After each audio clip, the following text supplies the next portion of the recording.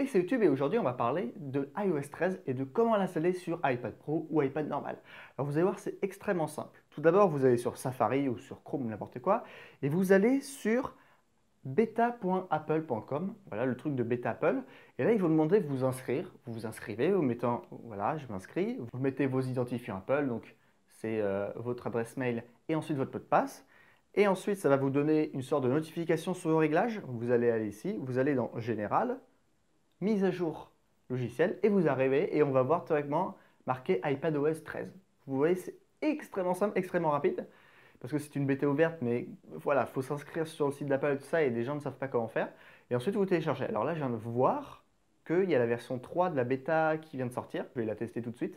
Et en fait, ce que vous avez en plus avec cette bêta iPadOS, c'est que déjà, vous aidez Apple à voir les problèmes techniques et tout ça, par exemple des problèmes d'application. Donc il faut faire aussi très gaffe à ça parce qu'il y aura quelques petits problèmes dans certaines applications, des optimisations, tout ça qui ne seront pas faux folles, mais bon, c'est tout à fait normal, mais vous allez avoir pas mal de choses. Par exemple, là vous voyez que je suis tout à fait en noir parce que maintenant il y a le mode sombre. Vous pouvez aujourd'hui, dans les fichiers, avoir une clé USB, un disque dur, ou même carrément télécharger des fichiers sur Safari. Ça c'est très très simple à faire. Vous pourrez maintenant brancher un réflexe, un DSLR, n'importe quoi sur l'iPad. Il y a aussi une nouvelle refonte un peu technique de l'iPad. On voit bien qu'ici, par exemple, on a un gain de place d'applications sur la même page. Et aussi, on a des widgets sur le côté, donc c'est pas mal, je trouve ça assez stylé. Voilà, on a pas mal de... Je vais pas dire tout ce qu'il y a de nouveau, parce qu'il y a quand même pas mal de choses de nouvelles avec iPadOS. Soit vous avez vu la conférence de la WWDC d'Apple, ou alors vous voyez sur YouTube les nouveautés d'iOS 13.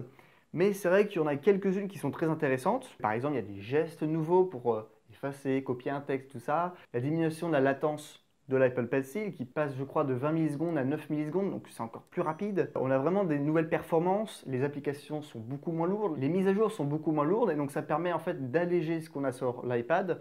Toutes les applications sont optimisées pour iOS 13 et ça permet vraiment de gagner une grande place de disque dur et en même temps d'avoir des performances beaucoup plus grandes parce qu'elles sont beaucoup plus légères à faire et surtout c'est que les applications sont beaucoup plus rapides aussi à installer et ça c'est super agréable. Donc voilà, j'espère que vous aimez cette vidéo, elle a été très courte et en même temps ça m'a permis de tester des petits trucs sur After Effects, par exemple le truc holographique et tout ça, je ne sais pas si je l'aurais mis dans cette vidéo. Donc voilà, j'espère que vous avez aimé cette vidéo, je vous dis à plus à la prochaine et merci d'avoir regardé.